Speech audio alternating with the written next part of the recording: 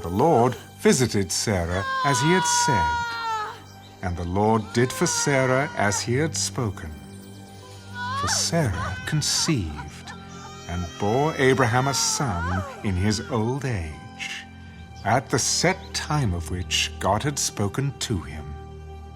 And Abraham called the name of his son who was born to him, whom Sarah bore to him, Isaac. Then Abraham circumcised his son Isaac when he was 8 days old, as God had commanded him. Now Abraham was 100 years old when his son Isaac was born to him. God has made me laugh, and all who hear will laugh with me. Who would have said to Abraham that Sarah would nurse children? For I have borne him a son in his old age. So the child grew and was weaned, and Abraham made a great feast on the same day that Isaac was weaned. And Sarah saw the son of Hagar, the Egyptian, whom she had borne to Abraham, scoffing. Therefore she said to Abraham, Cast out this bondwoman and her son, for the son of this bondwoman shall not be heir with my son, namely with Isaac. And the matter was very displeasing in Abraham's sight because of his son. But God said to Abraham, Do not let it be displeasing in your sight because of the lad or because of your bondwoman. Whatever Sarah has said to you, listen to her voice. For in Isaac your seed shall be called. Yet I will also make a nation of the son of the bondwoman, because he is your seed. So Abraham rose early in the morning and took bread and a skin of water, and putting it on her shoulder, he gave it and the boy to Hagar, and sent her away.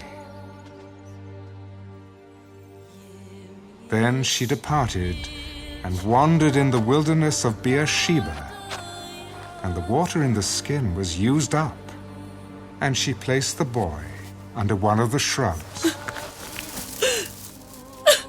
Then she went and sat down across from him at a distance of about a bowshot, for she said to herself, Let me not see the death of the boy. So she sat opposite him and lifted her voice and wept. And God heard the voice of the lad.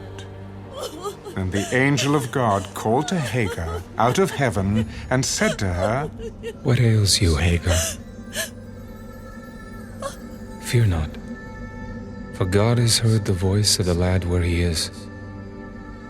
Arise, lift up the lad, and hold him with your hand,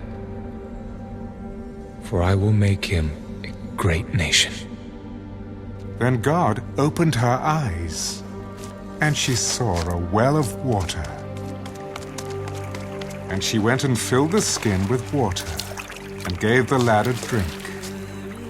So God was with the lad, and he grew and dwelt in the wilderness, and became an archer.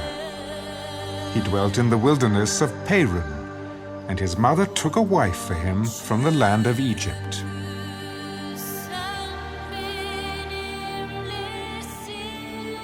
And it came to pass at that time that Abimelech and Phicol, the commander of his army, spoke to Abraham.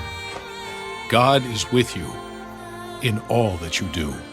Now therefore, swear to me, by God, that you will not deal falsely with me, with my offspring, or with my posterity, but that according to the kindness that I have done to you, you will do to me and to the land in which you have dwelt. I will swear. Then Abraham rebuked Abimelech because of a well of water which Abimelech's servants had seized. I do not know who has done this thing. You did not tell me, nor had I heard of it until today. So Abraham took sheep and oxen and gave them to Abimelech, and the two of them made a covenant. And Abraham set 7 ewe lambs of the flock by themselves, Then Abimelech asked Abraham, What is the meaning of these 7 ewe lambs which you have set by themselves? You will take these 7 ewe lambs from my hand, that they may be my witness that I have dug this well. Therefore he called that place Beersheba, because the 2 of them swore an oath there. Thus they made a covenant at Beersheba. So Abimelech rose with Phicol, the commander of his army, and they returned to the land of the Philistines. Then Abraham planted a tamarisk tree in Beersheba, and there called on the name of the Lord, the everlasting God. And Abraham stayed in the land of the Philistines many days.